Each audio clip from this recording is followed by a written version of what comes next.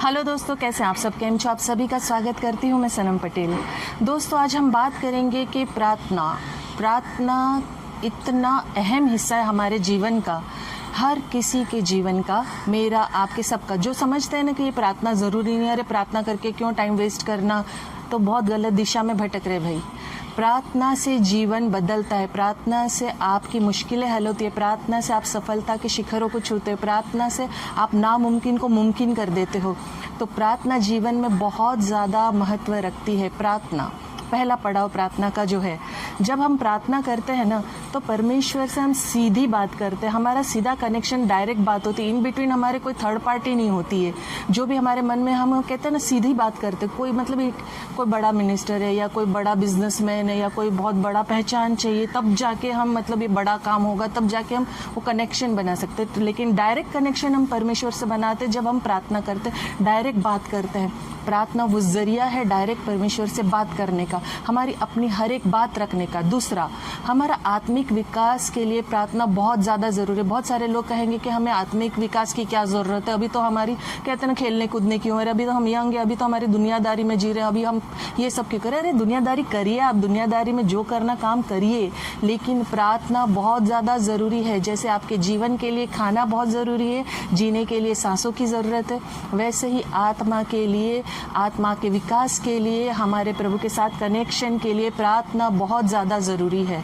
तीसरा, प्रार्थना जो है परमेश्वर को, है ना, थैंक यू, धन्यवाद कहने का माध्यम, एक जरिया है हमारे जीवन में। देखिए, दिनचर्या में ऐसे बहुत सारी चीज़ें जो कभी कभी हम नहीं भी मांगते, वो भी हमें मिल जाती है। क्यों?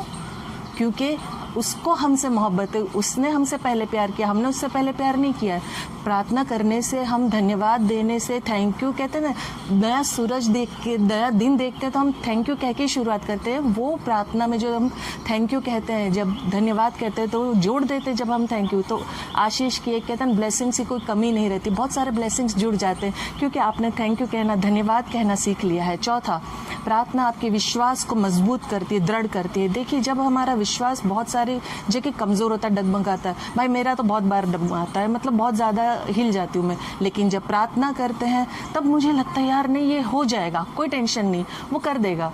क्योंकि मैंने पहले पॉइंट जैसे कहा कि परमेश्वर से बात करने का सीधा जरिया है प्रार्थना। तो ये जो विश्वास को मजबूती देती है ना, एक मजबूत नींव बनती है ना प्रार्थना। किसी भी सिचुएशन से, किसी भी प्रॉब्लम से निकल जाऊंगा मैं। पांचवा, प्रार्थना कठिन परिस्थितियों में शांति लाती है, जीवन में बहुत ज़्यादा ज़रूरी होता है। इस भाग दौड़ दुनिया में, मतलब झूठे फरेबी, झूठे कहते हैं ना, अजीबोगरीब लोगों के बीच में जब आप रहते हो, शांति खो जाती है। लेकिन जब आप प्रार्थना करते हो तो कितनी भी कठिन परिस्थिति क्यों ना हो, कितनी भी भयंकर स्थिति से क्यों ना गुजर रहे हो, किसी ने कितना भी कोई बड़ा धोखा दगा क्यों ना दे दिया हो, कुछ भी आपको सुना क्यों ना दिया हो, लेकिन उस परिस्थिति से आप निकल जाते हो, आपके मन में एक शांति आ जाती है, कहते हैं ना, आराम वाला भाव आ जाता है। क्योंकि आपको मालूम है, वो सुन रहा है, वो देख रहा है, वो मुझे हर सिचुएशन से, हर परिस्थिति में से, हर कठिनाई में से वो मुझे निकाल देगा। छठा, परीक्षाओं में से प्रार्थना सामर्थ्य देती है। स्कूल वाली परीक्षा की बात नहीं कर रही हूँ, जीवन की हर एक दिन, कहते हैं ना, परीक्षा से गुजरता है। मुझे लगता है हर दिन हम परीक्षा से गुजरते हैं, इस बात को कोई डिनाई नहीं कर सकता। किसी न किसी situation, personal, professional, family life, love life, कठिनाई से, परिस्थिति से हम गुजरते ही हैं। वो हर परीक्षा की जो बात कर रही हूँ, ये परीक्षा की बात कर रही हूँ, इस परीक्षाओं में से निकलने की जो ताकत है, आगे बढ़ने का जो सामर्थ्य है, वो हमें प्रार्थना देती है।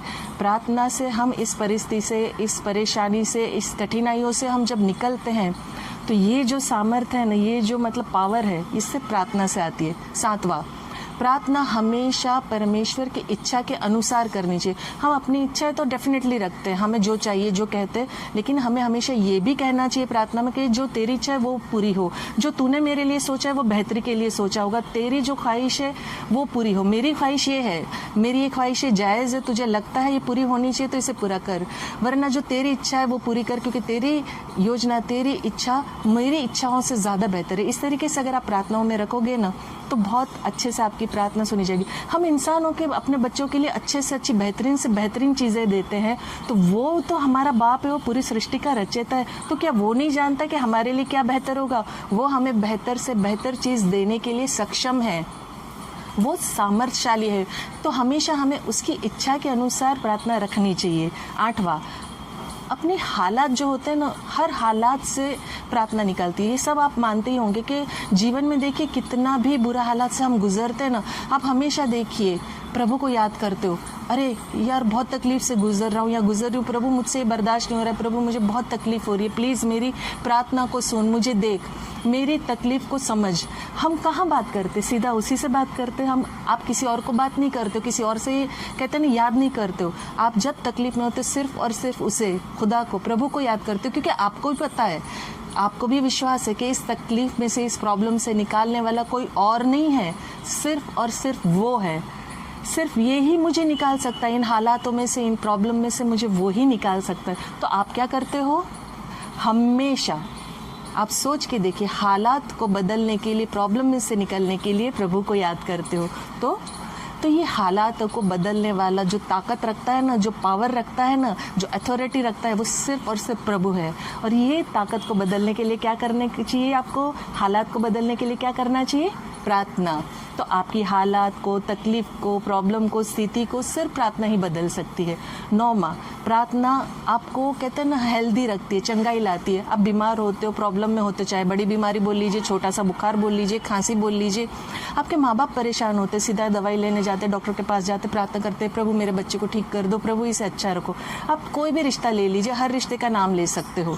तो प्रार्थना में आप जब मांगते हो तो चंगाई आती है, आप स्वस्थ होते हो, आप निरोगी रहते हो। प्रार्थना में आप जब किसी और के लिए भी मांगते हो तो भी चंगाई आती है। और मेरा मानना है कि सिर्फ अपने लिए, अपने स्वार्थ के लिए प्रार्थना नहीं करनी चाहिए। अपनों के लिए, अपने जान पहचान के लिए, अपने अड़ोस पड़ोस के लिए, अपनी सोसाइटी के लिए, अपने देश के लिए, सबके लिए आपको प्रार्थना करनी चाहिए। क्योंकि जब आप किसी और के लिए प्रार्थना करते हो तो रिटर्न आपके पास अच्छा होके आता ही है। तो प्रार्थना में चंगाई मिलती है। 10वां और आखिरी, प्रार्थना आपको परमेश्वर के सामर्थ्य के साथ, उसके पावर के साथ जोड़ती है। परमेश्वर के सामर्थ्य के साथ जोड़ने का मतलब होता है कि हम उसके पार्टनरशिप में आ जाते हैं।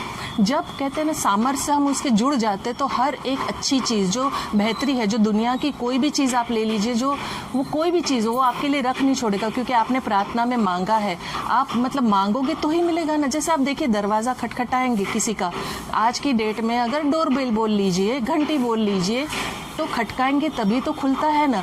बिना खटखटाए तो कोई भी दरवाज़ा नहीं खुलता है ना, बिना डोरबेल बजाए दरवाज़ा नहीं खुलता। उसी तरह, उसी प्रकार जब हम प्रार्थना करते हैं ना, तो ये खटखटाते हम कि मांगते हैं हम कि हम खटखटा रहे हैं, प्रभु खोल दरवाज़ा, सुन मेरी प्रार्थना को। ढूंढेंगे तभी पाएंगे ना।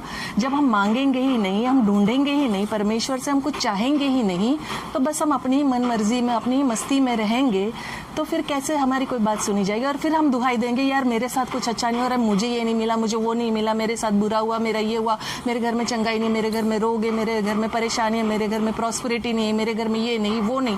तो ये क्या, ये सारी चीज़ों के लिए खुद को आपने तैयार किया है, खुद को आपने उसके लिए कहते हैं ना आगे बढ़ाया है। प्रार्थना आप करते हो, प्रार्थना में आगे बढ़ो, प्रभु को आप धन्यवाद करते हो। क्या आपका विश्वास मजबूत है? क्या आप किसी भी परिस्थिति में आप शांत रह पाते हो? क्या आपकी परीक्षा जो चल रही है, जो सामर्थ्य है आपके पास उसमें, क्या इन सब के जवाब है आपके पास? तो सिर्फ एक ही जवाब है, प्रार्थना। तो अगर आपका जीवन प्रार्थना का बना लेते हो, आप सुबह उठते ही धन्यवाद के साथ प्रार्थना करके उठते हो, सोने से पहले आप पूरी दिनचर्या के लिए प्रार्थना के लिए धन्य करते हो, आपको जो खाना प्रोवाइड करते हो उसके लिए आप प्रार्थना करते हो, थैंक यू बोलते हो, तो देखिए आपके जीवन में कितना बदलाव आ जाता है। हर एक चीज़ में बदलाव आ जाता है। थैंक यू बोलना सीखिए, हर एक बात में प्रार्थना करना सीखिए, हर एक बात को शुक्रिया अदा करना सीखिए, हर एक बात को उसके सामने रखना शुरू कीजिए। जीवन आपका 100% नहीं 1000% बदल जाएगा। तो बस प्रार्थना के सामर्थ्य को, प्रार्थना के पावर को समझने की कोशिश कीजिए। आप अगर प्रार्थना के सामर्थ्य को समझेंगे तो लाइफ में आपके बहुत सारे बदलाव आएगा। और आपको अगर मेरी बात अच्छी लगी, समझ में आई, तो लाइक कमेंट शेयर ज़रूर कीजिएगा। और अगर आपने प्रार्थना की और आपके जीवन में बदलाव आया तो वो भी आप मुझे लिख के ज़रूर बताइएगा, क्योंकि देखिए प्रार्थना से बेटर दुनिया में कुछ भी नहीं है। और इस वीडियो में लास्ट पॉइंट बोलने के टाइम पे यहाँ हमारे पड़ोस में कुछ काम चल रहा है, बहुत ठाक ठाक ठाक आपको आवाज़ आई हो, डिस्टर्ब हुआ हो, तो really I am sorry, but आपको मेरी आवाज़ क्लियर आई होगी आई होप। और आपको मेरी बात अच्छी लगी, पसंद आई तो लाइक कमेंट शेयर ज़रूर कीजिएगा। और जैसे आखिर में मैं अंत में कहती हूँ, मैं दिल से चाहती हूँ आप खुश रहें, अपनों को खुश रखें और हमेशा मुस्कुराते रहें। Thank you very much.